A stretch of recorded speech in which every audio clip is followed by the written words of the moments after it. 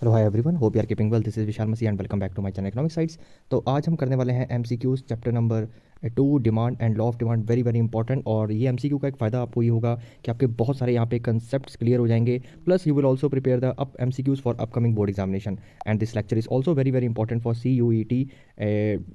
CUET exam. Okay, तो चलिए start करते हैं। The first question, what kind of relationship exist between the price and quantity demand. यह सवाल ये पूछ रहा है कि प्राइस और क्वांटिटी डिमांड का रिलेशनशिप कैसा होता है। वेरी सिंपल, आप ध्यान रखिएगा, दो वर्ड, एक तो नेगेटिव या फिर इनवर्स, इन दोनों में से कोई भी आपके ऑप्शन में होता है तो वो करेक्ट होगा। तो यहाँ पे आपका इनवर्स है, ठीक है। यहाँ पे नेगेटिव होता है, इनवर्स होता, दोनों ठीक होते हैं, ठीक है। तो second question, that is in which schedule quantity demand varies with price, कि कौन से इन द डिमांड शेड्यूल, मतलब जो क्वांटिटी डिमांड और प्राइस का क्या रिलेशनशिप। अगेन सेम क्वेश्चन है, इनवर्स से रिलेटेड होता है, ठीक है, या नेगेटिव रिलेटेड या इनवर्स या inversely, everything is same. Third है, expansion and contraction in the demand are caused by, कि एक्सपेंशन और कॉन्ट्रैक्शन जो होता है, जिसे movement along the demand curve भी बोलते हैं, वो किसकी वजह से होता है। वो कमोडिटी के प्राइस की वजह से ही होता है, ध्यान रखना है। तो आपको कहाँ भी, जहाँ भी मिले change in the price of a commodity या due to the price of the commodity, वो आपका राइट आंसर हो जाएगा। तो बी आपका राइट आंसर हो जाएगा, change in the price of the commodity. Next है fourth question, with the increase in the price of petrol, अगर पेट्रोल का प्राइस बढ़ता है, ठीक है, तो जो स्कूटर्स है ऑब्वियसली बात है इसकी डिमांड जो है नीचे आ जाएगी।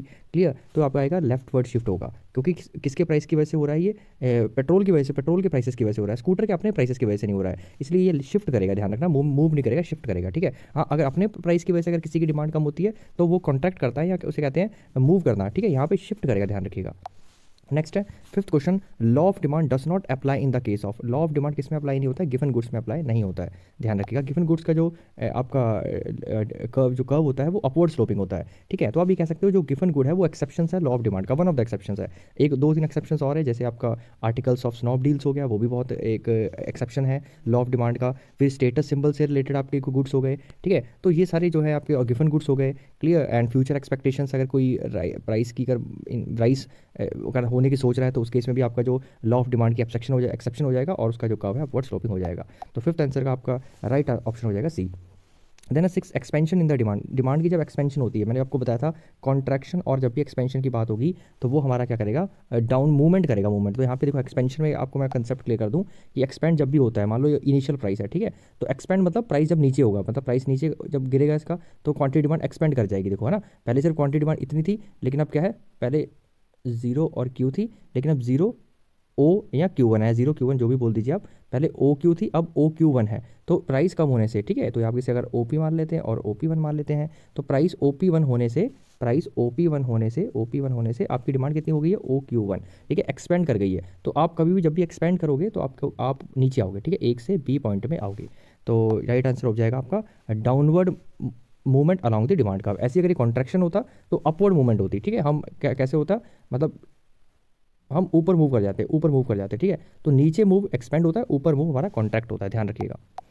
Next that is seventh question, the movement along the demand curve, जो मूवमेंट जब भी आता है वो प्राइस की वजह से होता है, चेंज इन प्राइस की वजह से होता है। कॉन्ट्रैक्शन बोल दीजिए, एक्सपेंशन बोल दीजिए, या मूवमेंट बोल दीजिए। बेसिकली मूवमेंट के अंदर ही दोनों चीज़ें आती हैं आपकी, कॉन्ट्रैक्शन एंड एक्सपेंशन। और ये सारी कंडीशन किसकी वजह से होती है, प्राइस की चेंज होने की वजह से होता है कमोडिटी के। और दूसरा जो होता है शिफ्ट होता है, ठीक है। शिफ्ट के अंदर दो चीज़ें आती हैं, एक इंक्रीज इन डिमांड और डिक्रीज इन डिमांड। ये क्या होता है, अदर देन प्राइस की वजह से होता है। इनकम हो गया, price of the substitute goods हो गया, टेस्ट एंड प्रेफरेंसेस हो गया, जो अदर फैक्टर्स है अदर देन प्राइस की वजह से, ठीक है। और शिफ्ट में आपका जो डिमांड कर्व है वो शिफ्ट कर जाता है, मतलब अगर बढ़ेगा तो आगे शिफ्ट होगा और कम होगा तो लेफ्टवर्ड शिफ्ट होगा। वहीं बात करें मूवमेंट या एक्सपेंशन और कॉन्ट्रैक्शन की, उसमें जो कर्व पे ऊपर नीचे आप मूव करते हो, एक ही कर्व पे ऊपर नीचे, अगर एक्सपेंड कर रहे हो तो नीचे चले जाओगे ACB में, और अगर कॉन्ट्रैक्ट कर रहे हो तो ऊपर चले जाओगे। I hope I am very very clear. ये कंसेप्ट आपको बहुत जरूरी है क्लियर करना, इसी के बेस पे जनरली क्वेश्चन पूछ लिए जाते हैं। नेक्स्ट है एट्थ है, द गिवन शेड्यूल क्या है। प्राइस आपको 2020 दे रखा है, डिमांड आपको 2025 दे रखा है। तो यहाँ पे एक बात देख रहे हैं कि प्राइस सेम है लेकिन डिमांड हमारी इंक्रीज हो गई, तो ये शिफ्ट का केस हो जाएगा, ठीक है। This will be the shift, increase in demand या शिफ्ट बोल देंगे इसके, डिमांड इंक्रीज हुई है। वहीं अगर ये बैकवर्ड शिफ्ट होता तो डिक्रीज इन डिमांड होती है। अगर आगे शिफ्ट हो रहा है, राइटवर्ड शिफ्ट हो रहा है, तो वो इंक्रीज इन डिमांड होती है, leftward shift decrease in demand, ठीक है। So ninth question, with the increase in income of the consumer the demand of the normal goods increases. Obviously बात है, अगर आपकी इनकम राइज होती है, तो अगर आपके डिमांड इंक्रीज होती है किसी भी गुड की, तो वो नॉर्मली गुड होता है। बेसिकली ये कह सकते हो कि डेफिनेशन ही नॉर्मल गुड्स की है, अगर आप इसमें इंक्रीज यूज़ कर देंगे, ठीक है। Then 10th question, gross demand stage relationship, इतना इंपॉर्टेंट नहीं है because but still you can study. Gross demand किसको बोलते हैं, demand of a given commodity and the price of the related goods, ठीक है। Next that is the 11th question, if the price of the good rises and the demand for good y decreases, अगर एक इसका price increase होता है और इसका price जो है डिक्रीज होता है, सॉरी इसकी डिमांड डिक्रीज होती है, इसके प्राइस बढ़ने से इसकी डिमांड डिक्रीज होती है, तो वो हमारा कॉम्प्लीमेंट्री गुड होता है। क्योंकि कॉम्प्लीमेंट्री गुड में ही क्या होता है, किसी एक के प्राइस और दूसरे की डिमांड में जो है नेगेटिव रिलेशनशिप होता है। सब्स्टिट्यूट गुड्स में किसी एक कमोडिटी के प्राइस और दूसरे कमोडिटी की जो डिमांड है उसमें पॉजिटिव रिलेशनशिप देखने को मिलता है। तो कॉम्प्लीमेंट्री में हर समय क्या होता है, नेगेटिव रिलेशनशिप देखने को मिलता है, ध्यान रखिएगा। तो आपका हो जाएगा बी कॉम्प्लीमेंट्री गुड्स। नेक्स्ट है 12th, which of the following causes are decrease in demand for the commodity, इसकी वजह से आपका जो है डिक्रीज इन डिमांड होता है, ध्यान रखिएगा।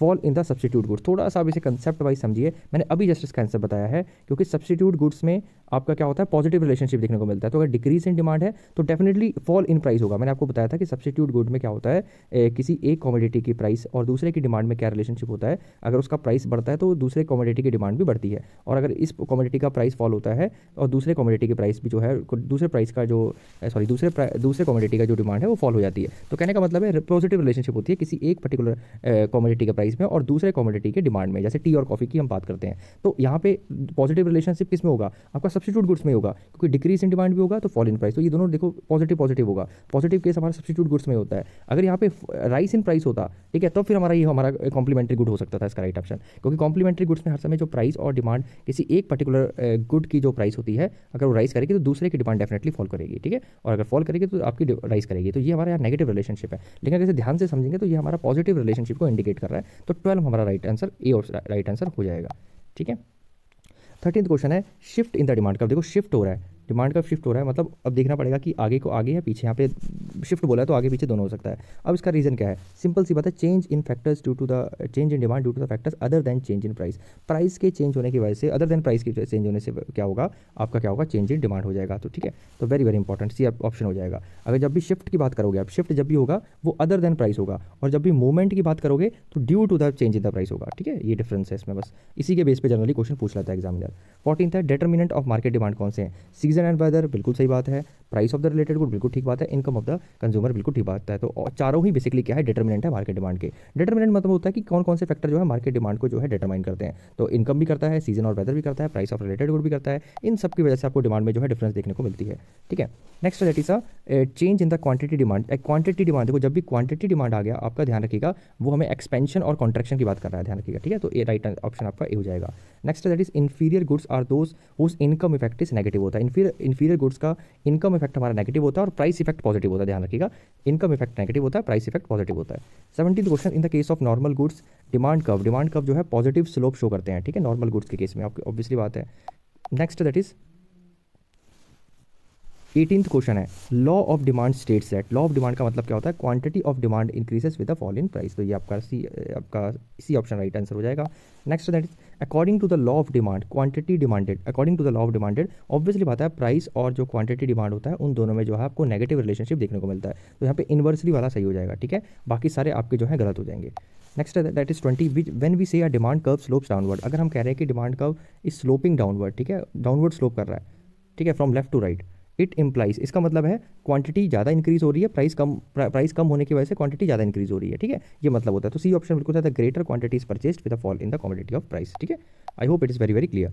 Next that is a 21 question, the reason for the expansion and contraction, फिर से वही बात आ गया, जब भी एक्सपेंशन और कॉन्ट्रैक्शन आएगा तो change in the price of the commodity. देखिए ये क्वेश्चन बहुत बार रिपीट हो रहा है, सो बहुत चांसेस है कि ये क्वेश्चन ऐसे क्वेश्चन आपसे पूछे हैं एग्जाम में भी। With the fall in the price of the given good, अगर गिवन गुड का प्राइस फॉल होता है, ठीक है, तो ऑब्वियसली बात है उसकी जो है डिमांड वो है इंक्रीज हो जाती है, ठीक है, demand for the commodity decrease, sorry demand, अगर इसका प्राइस कम होगा तो इसकी डिमांड जो है कम हो जाएगी, ठीक है।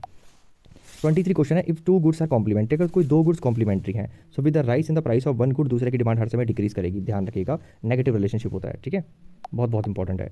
नेक्स्ट है 24th, if the two goods are complementary, अगर कोई दो गुड्स कॉम्प्लीमेंट्री है, the fall in the price of one good, तो ऑब्वियसली बात है दूसरे का डिमांड जो है अगर फॉल हो रहा है तो यहाँ पे जो है प्राइस फॉल हो रहा है तो डिमांड जो है इंक्रीज करेगी, क्योंकि कॉम्प्लीमेंट्री गुड है, नेगेटिव रिलेशनशिप है, अगर प्राइस फॉल कर रहा है तो डिमांड हमारी डेफिनेटली इंक्रीज करेगी। तो ए ऑप्शन राइट हो जाएगा, ठीक है, complementary good negative relationship, substitute good positive relationship, इसमें रिलेशनशिप प्राइस और डिमांड में। Next that is 25th question, shifting from leftward curve to rightward curve, ठीक है। इंडिकेट्स, ऑब्वियसली बात है, जब भी आप एक लेफ्टवर्ड कर्व से राइटवर्ड कर्व जा रहे हो तो ये हमारा शिफ्ट इंक्रीज इन डिमांड, ये शिफ्ट के अंदर आ जाता है, तो शिफ्टिंग लिखा भी है यहाँ पे, तो इंक्रीज इन डिमांड आपका राइट ऑप्शन हो जाएगा। Next that is 26, shifting from rightward demand curve to leftward demand curve. मतलब आप राइटवर्ड से लेफ्टवर्ड जा रहे हैं तो ये डिक्रीज इन डिमांड का आपका जो है केस हो जाएगा। मतलब आपकी जो है डिमांड कम हो रही है और शिफ्ट हो रहा है। शिफ्ट क्या होता है, अदर देन फैक्टर होता है। देखिए वही सेम चीज़ रिपीट हुई है बार बार। सो आई होप आपको अब तक क्लियर हो गया होगा कंसेप्ट। तो डाउनवर्ड से अपवर्ड मूवमेंट, ये फिर से वही वाली बात है कि आप, ये कॉन्ट्रैक्शन का केस है कि आप ऊपर जा रहे हो, एक ही कर्व पे मूव कर रहे हो, this is called movement long the demand curve. तो कॉन्ट्रैक्शन इन डिमांड आपका राइट आंसर हो जाएगा। Next that is 28, the upward movement. ये ऑलरेडी अपवर्ड मूवमेंट आपका जो है द अपवर्ड टू डाउन, अगर अपवर्ड टू डाउनवर्ड है एक्सपेंशन है और डाउनवर्ड टू अपवर्ड है वो हमारा कॉन्ट्रैक्शन होता है, ठीक है। Next that is 29, which of the following indicates, which of the following diagrams indicate. देखो यहाँ पे क्या है, आपकी डिमांड जो है बढ़ जा रही है, आपकी जो है डिमांड इंक्रीज हो रही है, मतलब क्योंकि डिमांड का शिफ्ट हो रहा है तो यहाँ पे इंक्रीज इन डिमांड आएगा, ठीक है। एक्सपेंशन कॉन्ट्रैक्शन तो हो नहीं सकता क्योंकि वो प्राइस की वजह से होता है और उसमें जो है एक ही कर्व पे हम ऊपर नीचे मूव करते हैं, ठीक है। लेकिन यहाँ पे क्या होगा, आगे शिफ्ट हो रहा है तो इंक्रीज इन डिमांड, अगर पीछे शिफ्ट होता है तो डिक्रीज इन डिमांड आपका यहाँ पे हो जाता।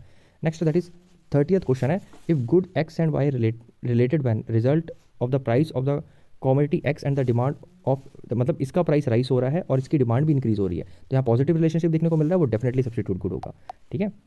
सो 31 क्वेश्चन है, in the case of normal good demand curve shows the positive slope, ठीक है। पॉजिटिव स्लोप होता है आपके नॉर्मल गुड्स में, क्योंकि जब हम इनकम के साथ इसे रिलेट करेंगे तो अगर आपकी इनकम बढ़ेगी तो उसकी डिमांड भी जो है इंक्रीज हो जाती है, इसलिए इसका पॉजिटिव स्लोप देखने को मिलता है हमें।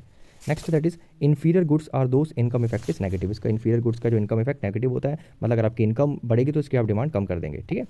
Next that is 33, which of the following pairs represent the substitute goods. Substitute goods मतलब जिसको आप एक से दूसरे के रिप्लेस कर सकते हैं बेसिकली, है ना। जैसे आपका टी एंड कॉफ़ी हो गया, ठीक है। आपका ये जो कोक एंड पेप्सी भी हो गया आपका, तो ये आपका बी ऑप्शन आपका राइट आंसर हो जाएगा। बाकी ये दोनों आपके क्या है, कॉम्प्लीमेंट्री गुड्स हैं, ठीक है। आई होप ये वीडियो आपको बहुत पसंद आई होगी, and please to like, comment, and this really motivates me. Okay, so thank you so much, God bless.